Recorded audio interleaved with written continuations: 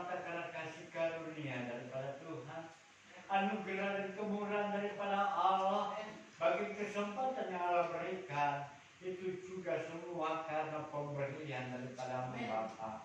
Oh Tuhan, kami boleh dibuka segala setiap relung hati ini Bapa, di dalam segala setiap kesesatan, di dalam segala setiap pergumulan, bahkan juga dalam segala setiap persoalan sekalipun Bapa. Di saat kami boleh memuji firman Allah, di saat kami boleh mengagung-agungkan Tuhan, hati kami bersuka cita. Sebagai Daud berkata, seperti Daud berkata bahwa hatiku bersuka cita. Dikatakan mari kita ke rumah Tuhan. Baik, mari Bapa, kalau bisa di Bapa kami boleh buka pintu hati ini Bapa, untuk mendengar semua yang telah firman-Mu. Mari fokus kami dengan kuasa-Mu. Hanya di dalam nama Tuhan Yesus kami berdoa dan mengucap syukur. Haleluya. Amin. Shalom. Senang hari ini bagi Tuhan. Sebab Bapa, sebab satu kesempatan yang begitu indah. Pada saat kami tempat pendidikan, waktu saya di tempat pendidikan, saya selalu diberikan bejana daripada direktur sekolah tempat pendidikan kami. Dia tidak pernah mengimbau untuk menjadi orang-orang yang ternama, ya barangkali sebagian ada yang dipercayakan Tuhan untuk melayani di ribuan orang. Tetapi dia tetap kuat, dia berkata, tetap kau pertahankan imanmu, tetap kau berjaga, dan tetap layani Tuhan, meskipun hanya satu jiwa. Dengan kata lain, kita boleh mengambil keputusan, kita boleh bersama-sama iring kepada Tuhan. Bisa ada kesempatan kita boleh menghadapi toh kalau memangnya tidak bisa tetap kita pertahankan iman kita. Itu penanda bahwa kita mengasihi Tuhan. Amin. Saudara, baiklah kita akan melihat satu pembelajaran dalam kehidupan kita, di mana perbuatan daripada Tuhan Yesus. Kita akan buka dalam Injil Yohanes pasal yang ke-13. Ini bukanlah perumpamaan, tapi ini adalah karya nyata pekerjaan Tuhan. Yohanes pasal yang ke-13, kita akan membaca bersama-sama. Kita akan mulai baca dalam ayat yang ke-3 sampai ayat yang ke-9 dalam Injil Yohanes pasal yang ke-13. Sudah dapat? Dan kita sama-sama bangkit berdiri. Ya Allah, sudah dapat. Injil Yohanes. Oke, kalau kita bangkit berdiri, ya kita dengar ada firman Tuhan. Ya, kita baca bersama-sama dengan suara besar. Iya, kita cukup dengar. Injil Yohanes pasal yang ke-13 dan ke-3 dimulai, kita membaca bersama-sama. Saya akan baca yang ganjil. Sedang jemaat baca yang ke-6, diakhiri pada ayat yang ke-9. Saya akan baca pada ayat yang ke-3. Yohanes pasal 13 dan ke-3. Yesus tahu bahwa Bapaknya telah menyerahkan segala sesuatu kepadanya, dan bahwa Ia datang dari Allah dan kembali kepada Allah. Lalu bangunlah Yesus dan menanggalkan jubahnya. Ia mengambil sehelai kain merah dan mengikatnya pada pundak. Kemudian Ia menuangkan air ke dalam sebuah basi dan mulai membasuh kaki murid-muridnya, lalu menyekanya dengan kain yang terikat pada pinggangnya itu. Maka sampailah Ia kepada Simon Petrus. Kata Petrus kepadanya, Tuhan, Engkau hendak membasuh kakiku? Jawab Yesus kepadanya, apa yang kuperbuat engkau tidak tahu sekarang, tetapi engkau akan mengertinya kelak. Kata Yesus kepadanya, Engkau tidak akan membasuh kakiku sampai selama-lamanya. Jawab Yesus, jikalau aku tidak membasuh engkau, engkau tidak mendapat bagian dalam aku. Kata Simon Petrus kepadanya, Tuhan, jangan hanya kakiku saja, tetapi juga tangan dan kepalaku. Terima kasih, silakan. Saudara, kita melihat sekali peristiwa sebelum masuk pada hari raya Paskah. Sebab dalam hari pertama kita melihat sebelum masuk pada hari raya Paskah itu. Jadi Yesus berkumpul dalam satu ruangan, dan di mana pada saat itu mereka barangkali akan mengadakan perjamuan, sehingga Tuhan Yesus mulai mengambil sebuah baki atau baskom. Lalu Tuhan mulai mengambil air dan dia mulai menyeka kaki para murid-murid. Begitu sampai kepada Simon Petrus, Petrus bilang, Tuhan, Rabi, apakah itu juga mau membasuh kakiku? Kata Tuhan, ya, kami lakukan itu, harus dilakukan. Tetapi kata Petrus, jangan lakukan itu. Lalu kata Tuhan, apa yang akan kulakukan nanti kamu akan mengerti. Lalu kata Petrus, katanya, kalau begitu Tuhan, jangan kakiku saja, semua kami dibasuh. Saudara, kita melihat bahwa kerendahan hati Yesus siap melayani. Yesus kata, aku adalah guru dan aku mengaku aku adalah guru. Dan ini yang aku lakukan. Dan kamu juga boleh melakukan kepada sesamamu. Engkau mengatakan aku adalah guru. Dan engkau adalah murid dan kita tahu bahwa murid yang menjadi seorang murid. Tetapi apabila dia telah lulus ujian, dia akan menyamai seorang guru, bahkan lebih daripada itu. Itu sebabnya Yesus memberikan contoh sedemikian rupa. Dan apa yang terjadi? Sehingga kita melihat bahwa Petrus juga ini dibasuh semuanya. Tidak melihat dalam kehidupan kita. Di dalam setiap perjalanan apapun juga. Seringkali kita kaki begitu penting. Untuk merencanakan, untuk merealisasikan keadaan, untuk follow up dalam segala rancangan hati, untuk memfollow segala rancangan dalam segala pemikiran ini. Maka kaki akan memfollow up kemana dia akan pergi, kemana dia akan bertemu. Saudara, kita tahu memang di dalam segala setiap pergumulan demi pergumulan, maka semua itu diutamakan pada kaki. Sebabnya itu berkatakan dia melakukan dengan penyucian kaki. Dan kita tahu bahwa untuk penyucian kaki, pembasuhan kaki itu Tuhan lakukan untuk memberikan peringatan bagi setiap orang bahwa di saat kita mulai mengiring kepada Tuhan, perjalanan kehidupan kita berbeda daripada yang dulu. Perjalanan kehidupan kita juga berbeda dari hal kemarin, kita selalu baru katanya. Firman Tuhan berkata kehidupan kita. Mungkin hari ini yang kita lewati berbeda dengan hari kemarin. Mungkin hari ini pengalaman perjalanan kita juga berbeda dengan hari kemarin. Tapi satu perkara, kehidupan kita dipimpin oleh Tuhan. Sebab apa? Sebab kita adalah manusia baru dan perlu dipenyucian. Dan bagaimana jadinya dalam segala kehidupan kita? Kalau Tuhan menyucikan segala kaki kita tahu memang hidup di dalam dunia ini penuh dengan segala persoalan, penuh dengan segala permasalahan.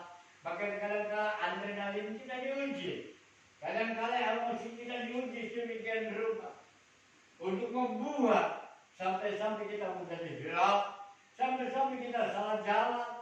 Dan itu sebabnya kalau kita menghadapi hal yang demikian, apa yang terjadi? Tentu akan hancur segala seluruh pengharapan kita. Sebab akan lulus semua segala pengharapan yang Tuhan berikan dalam kehidupan kita. Kalau kita masih mempertahankan dalam segala setiap kehidupan kita. Itu sebabnya kalau kita membaca dalam ayat ke-10 dikatakan, kata Yesus kepadanya, barang siapa telah mandi tidak usah membasuh diri lagi selain membasuh kakinya.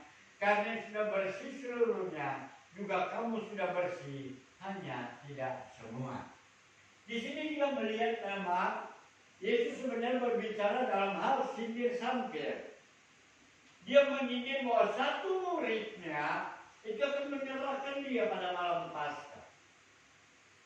Itu sebabnya kamu sudah bersih semuanya. Tetapi tidak semuanya. Kamu sudah bersih, tapi tidak semua. Tetapi coba kita melihat di dalam segala setiap kehidupan kita, Bagaimana dalam perjalanan kehidupan kita?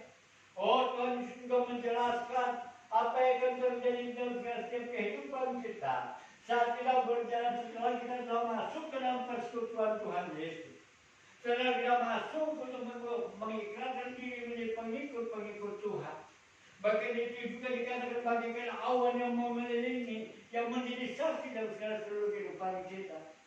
Kita telah menyerahkan diri kepada Tuhan.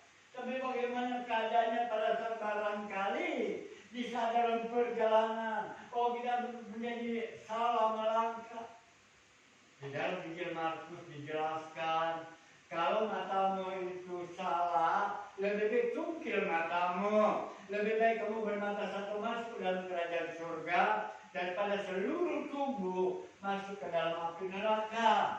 Atau barangkali tanganmu ada hilaf, salah, membunuh orang, mencuri atau bagaimana atau mencelakakan orang lain. Kata Tuhan, lebih baik dengan tangan yang buntung bisa masuk dalam kerajaan surga daripada seluruh kehidupan kita masuk dalam api neraka. Demikian juga kami sedemikian rupa. Dengan jelas dalam Injil Markus dikatakan dalam Injil Markus pasal yang ke-9 dengan jelas, tetapi apakah itu begitu kejamnya Tuhan dalam setiap kehidupan kita? Sama sekali tidak. Amin. Coba kita membaca dalam 1 Yohanes pasal 1 ayat yang ke-9. Yohanes pasal 1 Yohanes pasal 1 ayat yang ke-9.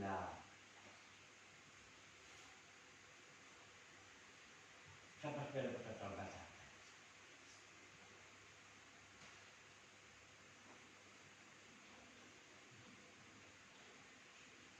Yohanes pasal 1 ayat yang ke-9. Iya, suratnya Yohanes yang pertama.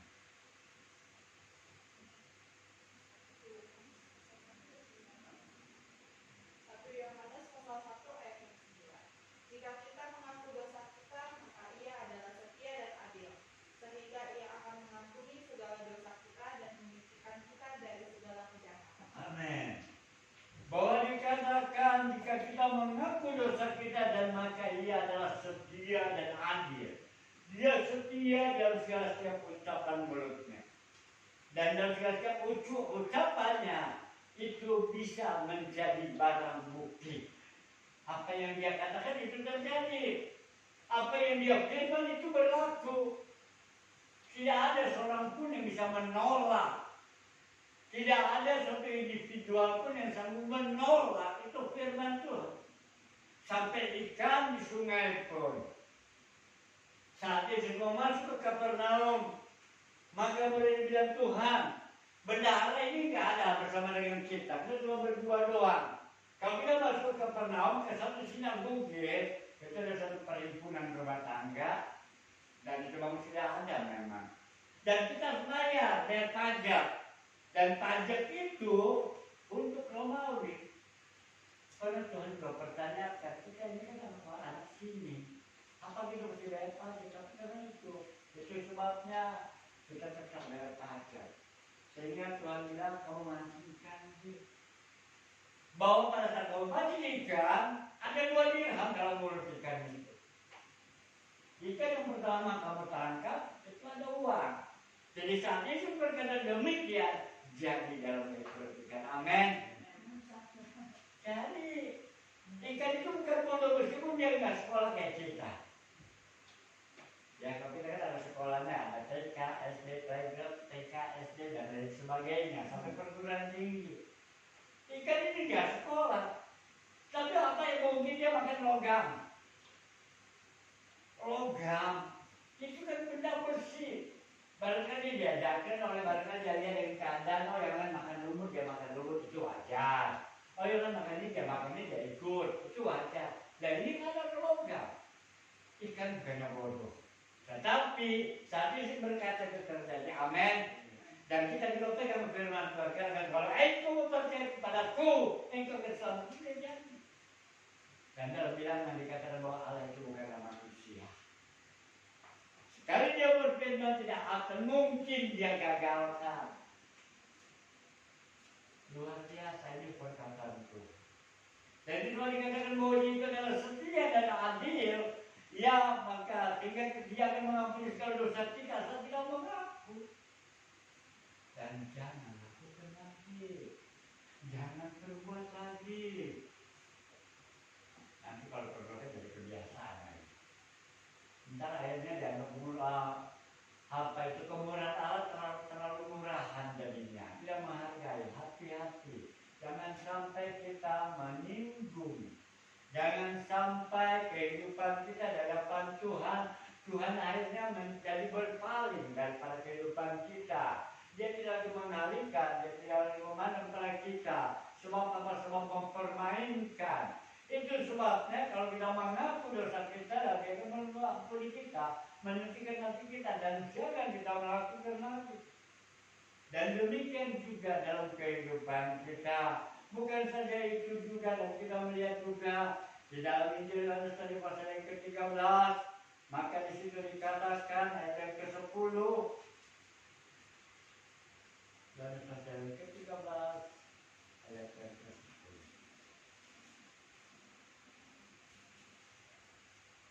Kata Yesus kepadanya, barang siapa telah mandi, dia tidak usah membasuh diri lagi selain membasuh kakinya.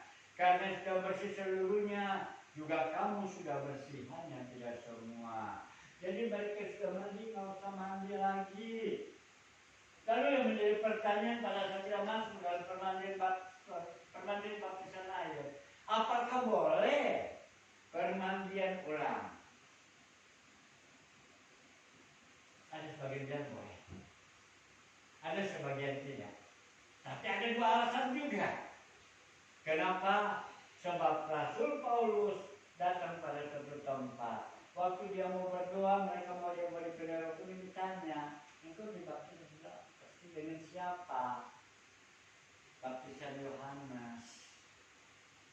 Jadi dia dibaptis hanya atas nama baptisan Yohanes itu hanya mengaku dosa, tapi tidak atas nama Tuhan.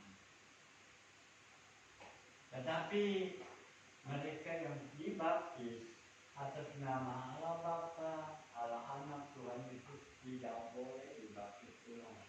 Dan saya pun tidak akan mau melakukan, meskipun ada beberapa orang yang meminta baptisan ulang buat saya. Tapi saya selidik alasannya apa. Yang saya datangi gereja itu ke TU-nya, saya minta itu sama baptisan air kalau dia masih ingat tanggalnya atau dia ingat siapa membaptisnya. Sebab itu memang tidak diajarkan oleh firman Allah. Kalau dia sudah mengenal, kalau dia dibaptis sama Bapa, Anak, dan Roh Kudus, kecuali kalau hanya baptis bersama pertobatan, tapi tidak mengatasnamakan sesuai dengan firman Allah, maka itu boleh. Itu sebabnya kita sebagai orang percaya kita harus mengetahui tanggung jawab kita kepada Tuhan dalam jiwa kita. Kita harus menyadari kehidupan kita, roh kita kepada Tuhan, dan tanggung jawab kita kepada Tuhan. Dan kita mengambil keputusan, dan kita tahu bahwa memang ada banyak larangan-larangan yang tak perlu kita lakukan. Ada di antaranya tidak boleh makan persembahan, ada yang tidak boleh makan ini, bahkan juga jiwa juga tidak boleh dimakan. Tapi kalau yang bilang cuma enak kita terserah deh. Tapi kita sebagai manusia kita hidup dengan firman Allah. Amin. Matius pasal 4 bahwa manusia hidup bukan daripada makan. Itu sebabnya kalau kita hidup dengan makanan, maka kita selalu berpikir pada makanan dan makanan. Tapi di Matius pasal 4 dikatakan bahwa manusia hidup bukan daripada makan. Jadi makanan yang kita makan di sini bisa ada berbeda dengan di tempat lain. Saya satu hari saya enggak ketemu nasi. Saya makan di tempat beda juga bisa kuat, bisa mampu. Sebab apa? Sebab kita hidup oleh firman Tuhan. Sebab itu kita sebagai orang-orang yang percaya perlu kita ketahui bahwa setelah kita dibaptis dan juga menjauhkan pemikiran-pemikiran tidak sesuai dengan firman Tuhan, Dan juga kenapa kita tidak boleh tidak, kenapa tidak ada pembaptisan ulang kalau sudah dibaptisan bersama Bapa, Anak dan Roh Kudus. Kita akan membaca dalam Efesus pasal yang keempat ayat yang kelima.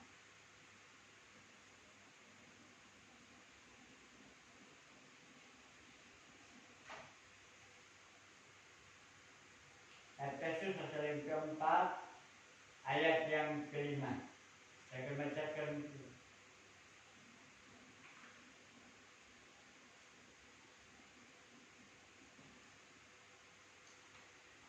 Saya akan bacakan ayat yang kedua dalam surat Rasul Paulus kepada sedang Efesus kepada kita. Efesus pasal kedua. Hendaklah kamu selalu rendah hati, lemah lembut dan sabar. Tunjukkanlah kasihmu dalam hal saling membantu dan berusaha memelihara kesatuan roh oleh ikatan damai sejahtera, satu tubuh dan satu roh, sebagaimana kamu telah dipanggil pada satu pengharapan terkandung dalam panggilanmu, satu Tuhan, satu iman, satu baptisan. Jadi ingin jelas penulis Rasul Paulus pada kita semua, kita dipanggil saling merendahkan diri, kita menjadi satu tubuh. Itu sebabnya cara-cara untuk menjadi pengikut Kristus yang dibaptis di sini katakan mereka punya satu kesatuan yang akan menopang segala seluruh pelayan pekerjaan Tuhan. Mereka saling membantu, mereka saling menopang dan selalu setia dalam ibadah. Kenapa? Sebab dalam Efesus kisah para Rasul 4 ayat yang kedua, ayat yang ke-32 dan ini juga ada di dalam peraturan kita sini. Efesus ayat yang keempat ayat yang ke-32. Kisah para Rasul pasal 4 ayat yang ke-32. Kita selalu memakai daripada cara hidup jemaat. Adapun kumpulan orang yang percaya itu mereka sehati dan sejiwa dan tidak seorang pun yang berkata bahwa kepunyaannya demi sendiri. Selalu dikatakan bahwa mereka bersehati bahkan di dalam kisah para rasul yang kedua ayat yang ke-41. Orang-orang yang menerima perkara memberi diri dibaptis dan pada itu jumlah mereka bertambah kira-kira 3.000 jiwa. Mereka bertekun dalam pengajaran rasul-rasul dan dalam persekutuan, dan mereka selalu berkumpul untuk memecahkan roti dan berdoa, berkumpul dan bersekutu. Sebab untuk menopang dan pekerjaan Tuhan ada doa. Sebab dengan doa dengan pekerjaan Tuhan bisa menjadi kuat dan mampu. Bahkan juga dengan doa kita diberikan hikmat dan budi daripada Tuhan, sehingga apapun kita boleh saling bersama-sama dalam hal pembicaraan bersamaan untuk saling menopang dari pekerjaan Tuhan. Bagaimana saudara kalau kita tadi selama kita menjadi saksi, bisa membawa banyak jiwa datang kepada Tuhan, menyelamatkan keluarga dan juga menyelamatkan setiap kehidupan yang kita kenal. Sebab itulah menjadi tanggung jawab kita. Sebab apabila tidak kita sampaikan, maka itu akan menjadi berdosa. Loh, kok berdosa? Firman Tuhan dengan jelas dikatakan bahwa apabila saudaramu berdosa dan dia melakukan suatu kesalahan terhadap kamu beritahu, maka kalau kamu tidak beritahu, maka dosa tanggung kepadamu. Dan kalau mereka belum mendengar kesalahan kepada kamu dan belum kamu beritakan, maka mereka akan menuntut kamu di pengadilan nanti, katanya. Dia akan menuding kepada kita, kenapa dia tidak memberitahu, maka kita akan menjadi terhukum sedemikian rupa. Jadi kalau kita ketemu dengan seorang yang kita kenal, seorang yang kita kasihi, mereka kita bisa beritakan tentang, tapi kita bisa beritakan tentang kesaksian demi kesaksian. Tapi kalau dia tolak, maka itu berarti dosa dia tanggung sendiri. Kalau dia tidak tolak, maka dia menerima keselamatan dan kita tidak terbebani. Itu sebabnya kita tahu bahwa sudah begitu jelas bahwa sebagai tanggung jawab orang yang percaya kepada Tuhan, mereka selalu bersama-sama dan mereka menjauhkan segala, dan kita semua yang barangkali yang sudah ada dibaptis, kita juga mengerti kehidupan kita. Sebab dengan itu sebabnya Mereka yang mau dibaptis harus 12 tahun ke atas, kalau saya tidak terima. Lebih baik, lebih dewasa lagi, sehingga boleh mengerti tentang kesetiaan. Itulah biasa firman Allah pada jam saat ini, memberikan kita kekuatan, memberikan kita kemampuan, sebab kita semua adalah satu di dalam Tuhan. Amin. Sebab pada dengan bersatu dalam Tuhan, kita boleh saling bergandengan tangan, memuji Tuhan bersama-sama, mengagungkan Tuhan bersama-sama, menyembah Tuhan bersama-sama, mengeluarkan segala keluhan-keluhan kita, berdoa untuk kaum keluarga kita, berdoa bersama saudara kita, mereka yang baru pun yang dekat. Dan saya tahu bahwa doa itu tidak akan pernah berhenti, dan doa itu pasti akan menyusuri siapa yang kita doakan. Itu akan terjadi meskipun lambat, tetapi soal lambat dan cepat itu adalah urusan Tuhan. Tapi kalau kita selalu berdoa Tuhan, maka Dia akan memberikan kita kekuatan dan kemampuan. Sebab Dia yang telah mengasihi kita. Aku mengasihi Engkau Yesus, dengan segenap hatiku. Aku mengasihi Engkau Yesus, dengan segenap jiwa.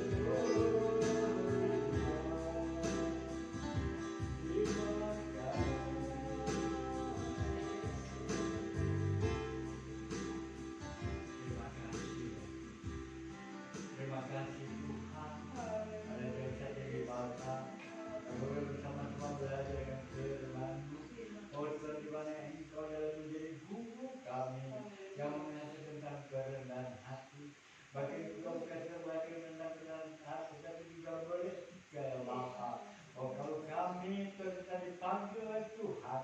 Maka kami tetap selalu bersandar kepada Tuhan, melakukan segala kehendak firman-Mu, menyertai dalam segala setiap langkah hidup ini karena kasih-Mu ya Bapa. Mari ya Bapa, Tuhan berdoa Bapa pada jam saat ini untuk setiap jiwa yang terluka yang mampu, silakan mampukan dia, berikan kekuatan dan kemampuannya. Dalam segala setiap pergumulan demi pergumulan, Tuhan berikan jalan keluar demikian rupa. Kalau kami yakin dan percaya bahwa Engkau yang telah memanggil, Engkau yang telah membimbingnya, maka Engkau telah campur tangan dalam setiap kehidupan. Dan sekarang rencana lebih rencana, hanyalah rencana terlalu jua jadi. Terima kasih Bapak, terima kasih. Mari Bapak pada jurusan setiap kehidupan ini dengan kuat kuasa kasih-Mu jua.